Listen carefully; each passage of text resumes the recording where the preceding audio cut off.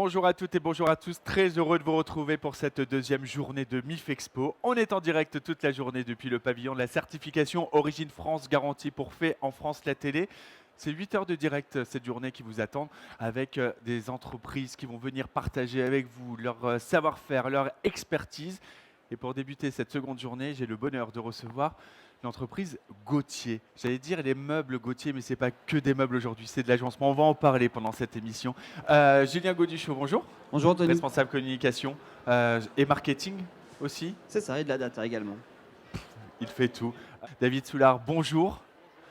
Une aventure qui a démarré dans les années 60. On parle de l'histoire chaque année parce que c'est vrai que chaque année vous êtes des fidèles du salon. 10 ans de salon. 10 ans, nous c'est 9 ans. On est arrivé l'année 2. Mais on est très fiers d'être sur cette 10e édition. En tout cas, toute la Gauthier Team, puisqu'on a une spécificité, c'est d'avoir toutes les équipes Gauthier de l'usine qui sont là. C'est le seul salon où on est et on a la possibilité de rencontrer les gens qui adorent la marque et avec qui on discute. Avec qui vous discutez, c'est aussi des rencontres avec les consommateurs parce que Gauthier, c'est une entreprise effectivement qui traverse les décennies, mais qui est plus que jamais dans l'air du temps. Parce qu'à chaque fois, vous vous adaptez, vous êtes visionnaire, vous êtes tout le temps à aller dénicher les nouvelles tendances. Ce n'est pas simplement du meuble. On va parler de l'agencement parce qu'il faut vraiment aller sur ce terrain de l'agencement. Il y a une nouvelle usine qui a été inaugurée au mois de janvier. Tout à fait. Tout se passe en Vendée parce qu'on parle de Made in France. Oui, Gauthier, on est dans les contreforts du Puy du Fou, ce grand voisin, avec Fleury Michon à nos côtés, Beneteau les bateaux. Et voilà, on est 750 personnes, on fabrique du meuble tous les jours et on voulait évoluer vers l'agencement, d'où cette nouvelle usine qu'on a inaugurée en janvier avec le plan de relance pour réindustrialiser, mais réindustrialiser dans le sens aussi de le faire intelligemment, en décarbonant et en ayant aussi toujours l'envie d'avoir moins de stock, moins d'aléas et d'être plus proche du besoin du consommateur, donc de faire des produits sur mesure. Faire des produits sur mesure, je le disais, c'est cette adaptabilité, c'est indispensable. C'est-à-dire qu'aujourd'hui, et on l'a vu en plus avec la crise sanitaire, on ne va pas trop s'attarder sur ce mauvais moment, mais en tout cas, on a vu qu'il a fallu repenser nos intérieurs. Et aujourd'hui, finalement, un meuble Gauthier ne s'impose pas dans l'intérieur, mais s'adapte véritablement. Oui, l'envie qu'on a, c'est de dire qu'aujourd'hui, les gens font de l'agencement de leur maison, ils ont envie de faire bouger des choses. Le Covid a été très fort pour notre marché. Là, on sent un ralentissement, mais clairement, dans les magasins Gauthier, les rencontres que nous avons sont des gens qui veulent changer leur intérieur sans trop bouleverser, qui veulent garder le meuble de leur grand-mère, mais en même temps pouvoir y rajouter une touche de contemporain. Donc ça, c'est quelque chose qu'on veut développer et c'est aussi pour ça qu'hier, on a signé un contrat de 5 ans avec Dassault Systèmes qui va nous permettre d'aller encore plus loin dans ce logiciel où les gens chez eux se projettent, mettent leurs meubles qu'ils veulent garder, font des images de réalité virtuelle et deviennent presque même architectes d'intérieur. Et après, ils viennent en magasin, toucher le produit, sentir le produit, discuter avec nos vendeurs. Et on est dans une vente simple et on va dire, on n'est pas des pousseurs de vente. On est là pour accompagner le changement de la maison des gens et rendre les gens heureux. C'est aussi des magasins qui se sont réinventés. C'est-à-dire qu'aujourd'hui, c'est pas un showroom. Julien peut en parler. Julien, oui, c'est ça. C'est vrai que nos magasins, on peut les féliciter parce qu'ils ont vraiment vécu une mutation très rapide ces dernières années. Nous, de notre côté, on a investi dans une industrie, mais eux, ils se sont énormément formés au métier de l'agencement, au métier de la décoration d'intérieur, aux couleurs. Et pour aller jusqu'au bout du bout, ils avaient besoin d'avoir un logiciel digne de ce nom qui puisse les aider pour que chaque consommateur puisse se projeter, s'immerger dans leur futur intérieur. C'est ce qu'évoquait David hier matin avec Dassault Systèmes. Donc on a un outil qu'on a baptisé Gauthier Home et qui permet vraiment d'avoir des rendus photoréalistes et qui permettent à chaque visiteur, quand on vient en magasin, on se pose, on creuse le besoin, on reprend toutes les cotes de la maison et on recrée l'intérieur en virtuel pour pouvoir se projeter avec des nouveaux meubles Gauthier. C'est ça, parce que quand je dis le meuble ne s'impose pas, il va s'adapter parce que s'il y a une irrégularité dans un mur, parce qu'il y a un conduit de cheminée, on va pouvoir aller vraiment le travailler. Ça se joue au centimètre près. Là, on est sur du sur-mesure. Ouais. En fait, on doit s'adapter au volume de la pièce et non pas à sa surface. Vu les prix des mètres carrés, il est très important pour nous d'accompagner la hauteur et la largeur, et pas seulement la surface. Donc en fait, Gauthier doit monter le long des murs, éviter les prises, éviter les radiateurs, mais en même temps pas complètement perdre l'espace. 50% des gens qui rentrent dans un magasin Gauthier demandent j'ai besoin de rangement, j'ai besoin de mieux ranger, j'ai besoin d'optimiser mon espace. Donc nous, on est des gens qui fabriquons des produits design, pas des designs futuriste ni épuré, du design fonctionnel. On dit souvent, on nous reconnaît dans la partie, on va dire, émotionnelle du produit, rassurant, mais fonctionnel. On est très fonctionnel. Et ça, c'est vrai que c'est une touche qu'on travaille énormément.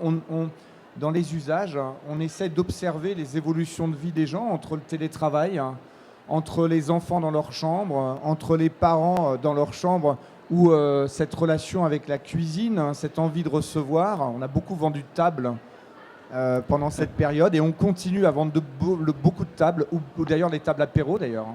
On est les rois des tables apéro. C'est quoi une table apéro? C'est pas une table basse? C'est un truc qui sait être à 2 et d'un seul coup, il faut être 6. D'accord, donc voilà, ça se déplie, ça cache les bouteilles parce que c'est pas très beau à faire voir. C'est pas d'ailleurs une bouteille c'est pas obligatoirement des trophées, des bouteilles. Donc on essaye de les cacher, on essaye de et d'un seul coup, boum, tout réapparaît. Et ça, c'est notre force. Ça, c'est votre force. On parle d'émotion dans le meuble. C'est aussi une émotion qui transparaît parce que, à la base, dans l'usine, il y a une émotion dès la fabrication. Chacun des collaborateurs, c'est une grande famille Gauthier. C'est un peu galvaudé aujourd'hui le terme grande famille, on l'emploie un peu pour tout. J'ai eu l'occasion de venir chez vous, c'est quelque chose qui se ressent véritablement. Il y a aussi de la mobilité en interne, de la formation. On se sent bien chez Gauthier et je pense que c'est ça aussi qui se ressent dans les meubles. C'est pas du fake, c'est vraiment ça, on le ressent, on a une marque employeur qui est très forte sur le territoire. On peut reprendre encore l'exemple, il y a 2 semaines, on a fait un reportage photo avec nos salariés.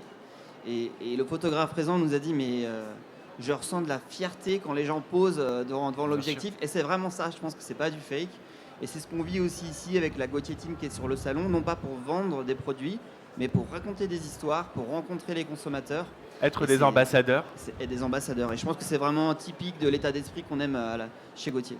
Aujourd'hui, c'est incontournable aussi de s'adapter par rapport à la main-d'œuvre. Parce qu'il y a un problème d'attractivité, il faut recruter, il faut produire. Ça se passe comment chez Gauthier actuellement, David? De toute façon, on est comme tout le monde, c'est-à-dire on n'est pas comme tout le monde, mais quand même on vit en fait une pression sur l'emploi, ce qui est dans ce qui se passe partout en France, dans le sens où les gens, c'est pas la grande démission, on n'est pas dans ça, mais on sent que les gens sont libres et peuvent à n'importe quel moment dire stop. Je change, je passe à une autre étape de ma vie, ce qui est entendable, mais ce qui est pour nous toujours un peu difficile parce que loin est le temps où mon papa avait des gens autour de lui qui restaient 30-40 ans. Nous, avec mes frères et sœurs, on n'est pas dans cette bataille-là, on est dans la bataille que le moment présent, il faut bien le vivre. Après, ça durera ou ça durera moins, mais c'est important. Donc, ce qu'on appelle la marque employeur, c'est tout ce qui va permettre de donner de la confiance dans l'endroit où on est. Et la partie RSE, la partie projet environnemental est aujourd'hui très important. Nous, on a des gens qui sont sur LinkedIn. Moi, LinkedIn, c'est pas pour chercher un emploi. C'est bien sûr pour chercher un emploi, mais c'est aussi le fait d'appartenir à une communauté. Et les gens chez Gauthier, nous, on a des opérateurs de production qui sont sur LinkedIn et qui sont tagués Gauthier, et qui likent des choses, qui suivent des choses de l'actualité de l'entreprise. Donc, je passe beaucoup de temps, et Julien et l'équipe, à communiquer la vraie vie de ce qu'on est. Et à l'extérieur, quand on recrute quelqu'un, il vient vérifier sur les réseaux que ce qui est dit est la vraie vie, et il a le réseau en fait plus lointain. Et ça nous permet de travailler dans les recrutements, une certaine appétence à venir rejoindre la Gauthier Team, qui n'est pas un numéro, un hashtag galvaudé, puisqu'ils le voient, ils le vivent. Et ça donne envie de rester, les gens ont envie d'aimer l'endroit où ils travaillent. Et nous, on n'est pas en train de mettre des baby-foot dans toutes les salles de pause. Parce que je pense qu'il faut... L'endroit de vie n'est pas seulement physique, il est aussi moral et aussi psychologique. On parle de bien-être. Et de bien-être, et c'est pas... voilà. On le ressent énormément sur les questions qu'on nous pose, sur des candidats à des postes chez nous, quoi. En fait, les rôles sont assez inversés. On ne pose plus les questions. Les candidats arrivent, mais racontez-moi comment vous faites ça, et tel produit, comment il est fait. Mais c'est super, c'est super. On rentre dans la transparence et dans l'échange. On me disait, on voit qu'on a changé d'air où il y a quelques années, à la fin d'une période d'essai, l'employeur annonçait qu'il gardait ou pas la personne. Aujourd'hui, c'est l'employé qui annonce à l'employeur s'il reste ou pas. Disons que la pression est équilibrée. Elle n'est pas déséquilibrée, mais elle était avant plutôt déséquilibrée. C'était l'employeur qui annonçait le go-no-go. Là, elle est effectivement roulement de tambour dans tous les sens, mais bon. Et c'est vrai qu'on commençait à parler un petit peu de RSE et d'engagement responsable. C'est vraiment un gage de fierté très très fort. J'en reparlais encore hier avec un collaborateur qui était sur le stand. Le fait qu'on utilise du bois recyclé, le fait qu'on ait des engagements forts pour être plus responsable demain, il m'a dit c'est ce qui me fait rester, c'est ce qui me donne l'envie de rester longtemps dans l'entreprise. C'est la quête de sens, c'est-à-dire qu'aujourd'hui, chaque collaborateur a besoin aussi d'apporter du sens à son travail. Avant de parler de la RSE finalement, ça a été dès le début chez Gauthier, avant même peut-être que le terme RSE ne soit connu. Sans le savoir, en fait. Oui, c'est ça. C'est que vous l'avez fait depuis le début. Les engagements sont là. Je vous interviewe depuis des années et je pense qu'on parlait déjà de l'approvisionnement du bois local, de la recyclabilité dans vos panneaux de bois. Aujourd'hui, ça va plus loin, ça va être sur la colle, ça va être sur le bois brûlé aussi. Sur l'emballage, sur ce qu'on exprime sur le stand du Salon Made in France avec le meuble de la grand-mère. Alors, j'ai dit tout à l'heure qu'on pouvait le garder, mais on peut aussi vouloir qu'il ait une nouvelle vie. Et une nouvelle vie, c'est de le broyer et de le remettre dans un produit Gauthier. Donc, ce qu'on exprime sur le stand, c'est qu'on a été acheter sur le Bon Coin une commode des années 70. On l'a coupée en deux parce qu'aujourd'hui, c'est notre matière première. Et on donne une deuxième vie et le produit n'est pas brûlé. Finalement, il va avoir 50 ans de vie, 60 ans de vie, mais sous deux formes. Une première forme qui a été sa forme originelle, qui a été une commode avec un style Louis, par exemple. Et d'un seul coup, il devient un produit contemporain à l'intérieur de nos panneaux de bois. Et cette deuxième vie, c'est ce qu'on exprime sur le stand, est assez belle. On est rendu à 50% aujourd'hui de produits recyclés dans un produit Gauthier. Et moi, je suis assez fier de ça parce que attacher à la marque une notion de recyclé, c'est un peu dangereux pour les marketeurs. Ils disent une marque, c'est quand même plus sympa de dire qu'elle est fabriquée à produire de produits naturels, de produits. Voilà. Mais je pense qu'aujourd'hui, on est plus dans la considération que les produits naturels, leurs origines ont des limites de quantité ou des limites environnementales, et qu'à ce moment-là, il vaut mieux recycler. Donc nous, on va devenir recycleurs dans des beaux produits. Et je pense qu'on va aller de plus en plus vers du 60-70%, on verra l'année prochaine. Et ça, c'est le premier sujet. Le premier sujet, c'est recycler des meubles dans des nouveaux meubles. Deuxième sujet, c'est la colle, avec une colle qu'on a fortement réduite dans son impact. Et aujourd'hui, on a un impact carbone encore trop fort au niveau de la colle. Et on va continuer à aller vers une colle certainement encore plus végétale pour demain. Je trouve ça remarquable de parler d'une empreinte carbone encore trop forte. C'est-à-dire qu'il y a une remise en question. Et d'ailleurs, vous avez fait votre premier bilan carbone en 2022. C'est-à-dire que vous n'êtes pas simplement que dans les engagements en disant on va mettre du bois recyclé. Vous voulez le mesurer. C'est-à-dire que vous voulez mesurer votre empreinte pour être toujours plus performant et pour aller plus loin. C'est-à-dire que, non mais, on n'est pas dans du greenwashing du tout. C'est très important de le préciser. C'est que ça fait partie de convictions, mais ça fait partie de démarches concrètes chez Gauthier. On est très à l'aise avec ça. Personne n'est parfait, mais je pense qu'aujourd'hui, ce qui compte, c'est que tout le monde soit en mouvement pour être meilleur demain. C'est le colibri. Et c'est ce qu'on a voulu faire en faisant le bilan carbone. On s'est dit, OK, on est déjà en marche, faisons une photo pour pouvoir mesurer nos évolutions, nos améliorations dans les années qui viennent. On a vécu des épisodes tragiques sur le réchauffement climatique. Ce sont ces feux de forêt. Ça vous a touché parce que c'est pas très très loin tous ces feux qu'on a vus finalement de la Vendée. Quand on s'approvisionne en bois local, forcément vous êtes impacté. Vous êtes allé plus loin parce que même du bois brûlé aujourd'hui peut être revalorisé et se Oui, retrouver bien dans sûr. des meubles Gauthier. Alors on est, On le voit hein, nous sur on le plateau. s'approvisionne dans le Grand Ouest, dans le Maine-et-Loire, dans les Landes. On a beaucoup entendu parler par exemple de la forêt de Landiras dans les Landes, etc. Tout ça, ce sont des partenaires avec lesquels nous sommes déjà engagés. Et effectivement, on était effarés quand on a vu les images de l'été dernier.